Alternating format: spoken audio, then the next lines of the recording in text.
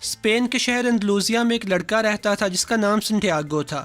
اس لڑکے کو گھومنا پھرنا اور آزادی بہت پسند تھی، اس لیے سنٹیاگو نے اپنے باپ کے ساتھ ضد کی اور اپنے باپ کو مجبور کیا کہ وہ اسے کچھ بکریاں خرید کے دے تاکہ وہ شیفرڈ بن سکے اور اسی بہانے وہ مختلف گاؤں اور شہروں میں گھومنے کا اپنا شوق بھی پورا کر سکے۔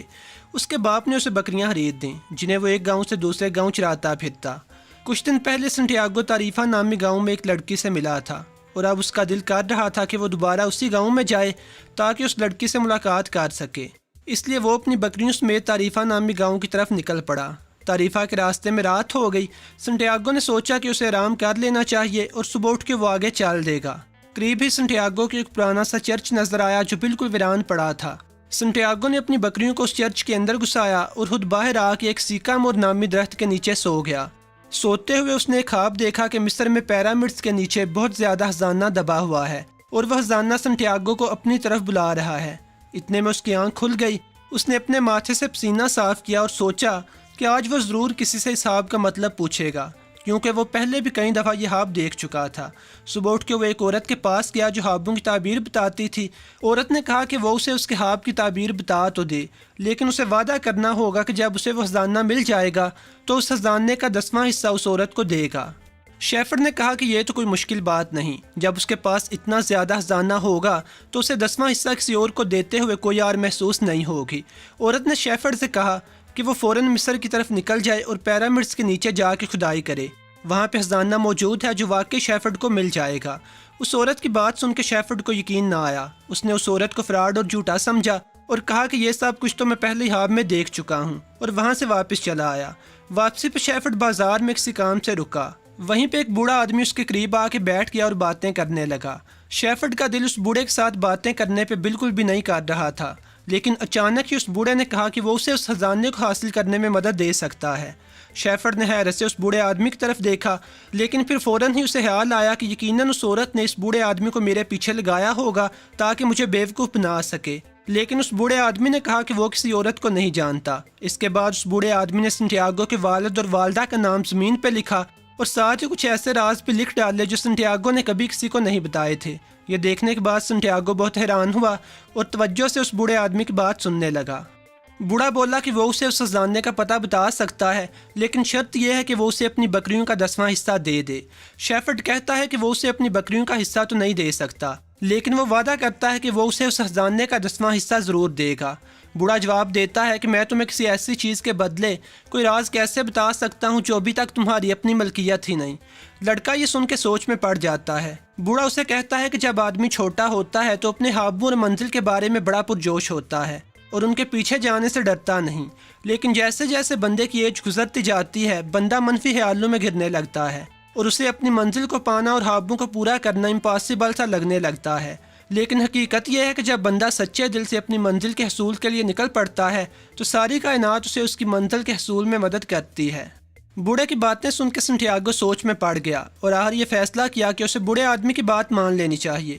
سنٹیاگو نے اسی وقت اپنی بکریوں کا 10واں حصہ چھوڑ کے باقی کی ساری بکریاں فروخت کر دیں اور ان کے بدلے کچھ پیسے اور کچھ سونے کے سکے جمع کر لیے اور بکریوں کا 10واں حصہ اس بوڑھے آدمی کو پیش کر دیا اور سفر پہ نکلنے کے لیے تیاری کر لی۔ جاتے ہوئے اس بوڑھے آدمی نے لڑکے کو خزانے تک پہنچنے کے لیے ہدایات دیں اور ساتھ 2 پتھر بھی عنایت کیے جن کی مدد سے وہ قدرت کے اشاروں کو اچھی طرح سمجھ کے ان کے مطابق اچھا فیصلہ کر سکے اور ممکنہ مصیبت سے نجات پا سکے۔ اس کے بعد سنٹیاگو ایک قریبی بحری اڈے پہ پہنچ گیا اور افریقہ کی طرف جانے والی ایک شپ پہ سوار ہو گیا۔ سب سے پہلے وہ موراکو کے ایک شہر تنجیر میں پہنچا اور وہاں کچھ دن قیام کیا تاکہ سفر کی تھکان کم ہو تو وہ آگے نکلے۔ لیکن ابھی وہ تنجیر میں ہی تھا کہ 5 ڈاکوؤں نے سنٹیاگو پہ اچانک حملہ کیا اور اسے اس کے سارے پیسوں اور سونے کے سکوں سے محروم کر دیا۔ سنٹیاگو بہت دل برداشتہ ہوا اور اپنے آپ کو کوسنے لگا کہ یار اس نے یہ سفر اختیار ہی کیوں کیا، اس سے اچھا تھا کہ وہ اپنی بکریاں ہی چراتا رہتا اور اس سفر پہ نہ نکلتا۔ اب وہ بالکل خالی ہاتھ ہے، لیکن پہلے کم از کم اس کے پاس بکریاں تو تھیں۔ پیسے نہ ہونے کی وجہ سے سنٹیاگو واپس بھی نہیں آ سکتا تھا اور اگر واپس آ بھی جاتا تو کیا کرتا۔ اس لیے سنٹیاگو نے فیصلہ کیا کہ وہ اپنے سفر کو جاری رکھے گا اور خزانے کو تلاش کرے گا۔ तंजीर में संटियागो एक क्रिस्टल मर्चेंट की दुकान पे पहुंचा। संटियागो ने उस दुकानदार से कहा कि वो उसकी दुकान पे पड़े हुए पुराने क्रिस्टल्स को अच्छी तरह रगड़ के चमका सकता है, जिससे उसके पुराने क्रिस्टल्स भी बिकने लगेंगे, और बदले में संटियागो उस दुकानदार से सिर्फ 2 वक्त की रोटी का मुतालबा करता है। दुकानदार संटियागो को अपनी दुकान पर रख लेता है। जैसे संटियागो एक पुराने एंटीक किस्म के क्रिस्टल को साफ करके रखता है, तकरीबन उसी वक्त एक गाहक दुकान में आता है और उसे वो क्रिस्टल पसंद आ जाता है और वो आदमी उस क्रिस्टल को खरीद लेता है। उसी दिन उस दुकान से कुछ और पुराने क्रिस्टल्स भी बिक जाते हैं। दुकानदार सोचता है कि क्यों ना संटियागो को मुस्तकिल अपने पास काम करने के लिए रख ले और उसे बाकायदा तनख्वाह भी दिया करे। संटियागो ने तकरीबन 6 महीने के लिए क्रिस्टल्स की दुकान पर काम किया। इस दौरान वो नए नए बिजनेस आइडियाज़ लाता रहा और क्रिस्टल्स की सेल्स में इजाफा होता रहा, और संटियागो भी दुकानदार से मिलने वाली तनख्वाह और बोनस को जोड़ता रहा ताकि अपने अधूरे मिशन को मुकम्मल कर सके। एक दिन उसे पता चला कि मोरक्को से एक कारवान निकलने के लिए तैयार है जो सहारा डेजर्ट से होता हुआ मिस्र जाएगा। संटियागो फौरन उस दुकान के मालिक से मिला, उससे इजाज़त ली और कारवान के साथ जा मिला। कारवान में संटियागो की मुलाकात एक इंग्लिश मैन से होती है।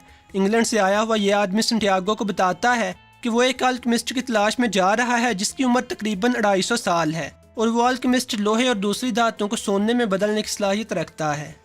जब संटियागो और वो इंग्लिश आदमी अल्केमिस्ट के गांव में पहुंचते हैं तो गांव से थोड़ी दूर 2 कबीलों में जंग छिड़ जाती है, इसलिए वो दोनों उसी गांव में रुक जाते हैं। वो अल्केमिस्ट के घर का पता पूछते हुए एक कुएं पे पहुंच जाते हैं जहां पे कुछ औरतें कुएं से पानी निकाल रही होती हैं। वहीं संटियागो की मुलाकात एक फातिमा नामी लड़की से होती है और वो दोनों एक दूसरे को पसंद करने लगते हैं।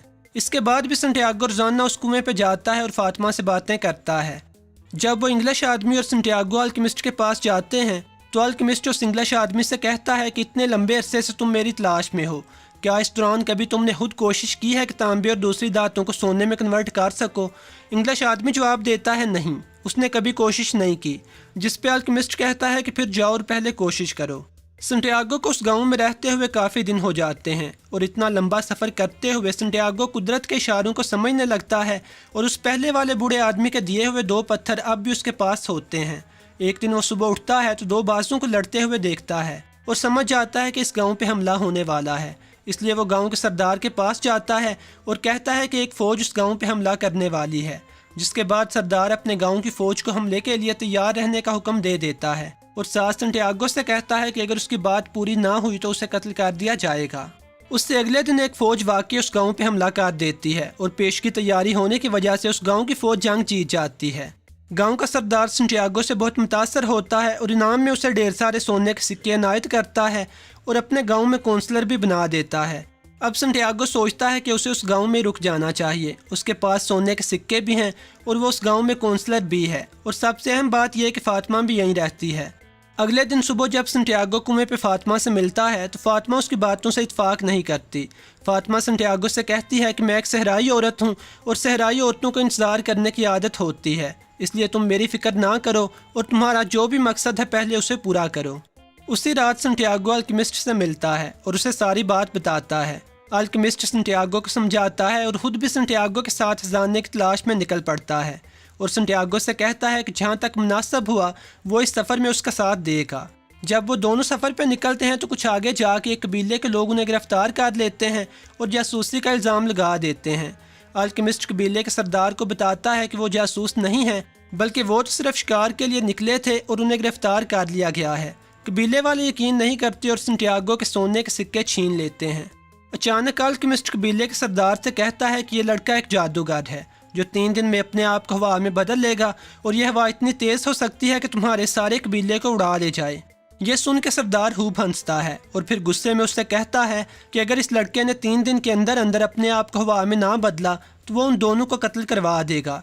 जब वो दोनों अकेले होते हैं तो संटियागो को अल्केमिस्ट पे बहुत गुस्सा आता है और उसे कहता है कि ऐसा करना नामुमकिन है और ये कि अब हम दोनों जान से जाएंगे।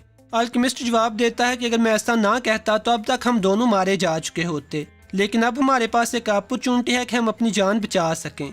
अल्केमिस्ट संटियागो से कहता है कि ज़िंदगी और मौत के खौफ को ख़त्म करके सहरा की ज़बान को समझो और कुदरत के साथ हम आहंग होने की कोशिश करो।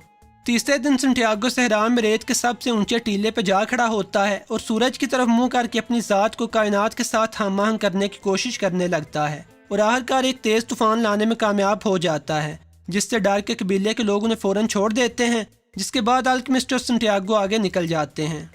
कुछ दूर सफ़र करने के बाद वो एक मोंग की झोंपड़ी के पास पहुंच जाते हैं। उस झोंपड़ी के अंदर अल्केमिस्ट तांबे की बड़ी सी धात को सोने में बदलता है और उस सोने के 4 पीस करता है। एक अपने पास रखता है, एक संटियागो को देता है और एक मोंग को, और चौथा पीस मोंग के पास मानत के तौर पर रख देता है और हिदायत करता है कि जब संटियागो अपने सफ़र से वापस लौटेगा तो ये पीस तब वो संटियागो को देगा। यहाँ से अल्केमिस्ट किसी और तरफ निकल जाता है और संटियागो पिरामिड्स की राह लेता है। पिरामिड्स के पास पहुंचकर संटियागो खुदाई शुरू कर देता है ताकि खजाने को निकाल सके। खुदाई करने के दौरान कुछ चोर संटियागो के पास पहुंच जाते हैं और उसका सोने का पीस छीन लेते हैं और तवक्को करते हैं कि यकीनन संटियागो ने इसी जगह पे कुछ और सोना भी छुपाया होगा, जिसे निकालने के लिए वो संटियागो पे तशद्दुद करते हैं।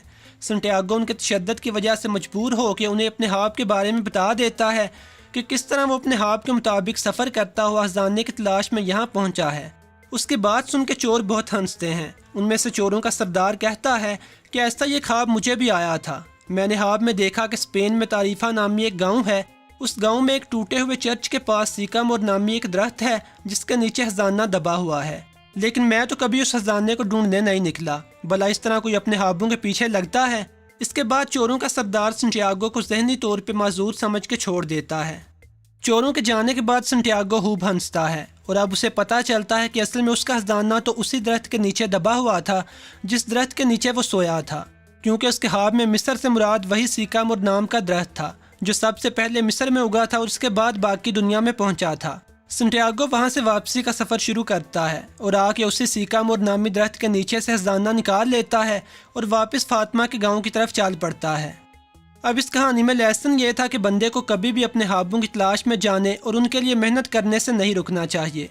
अब खजाने का ख्वाब उस चोर को भी आया था, लेकिन उस चोर को आथर ने ऐसे लोगों के तौर पे पेश किया है जो अपने ख्वाबों के लिए मेहनत करने के बजाय शॉर्टकट्स ढूंढते हैं और अमूमन नाकाम रहते हैं, जबकि अपने ख्वाबों के लिए मेहनत करने वाले लोग अपनी मंजिल पे पहुंच ही जाते हैं। इसके लिए उनके रास्ते में मुश्किलात भी आती हैं, लेकिन वो हिम्मत नहीं हारते। जैसे संटियागो का तंजीर में कुछ अरसे के लिए क्रिस्टल्स की दुकान पे काम करना पड़ा था, लेकिन उसने अपने मकसद को नहीं भुलाया और एक दिन कामयाब होके रहा। उम्मीद है कि ये वीडियो आप लोगों को पसंद आई होगी। अगर आप इस चैनल पर नए हैं तो मज़ीद वीडियोस देखने के लिए चैनल को सब्सक्राइब कर लें। खुदा हाफिज़।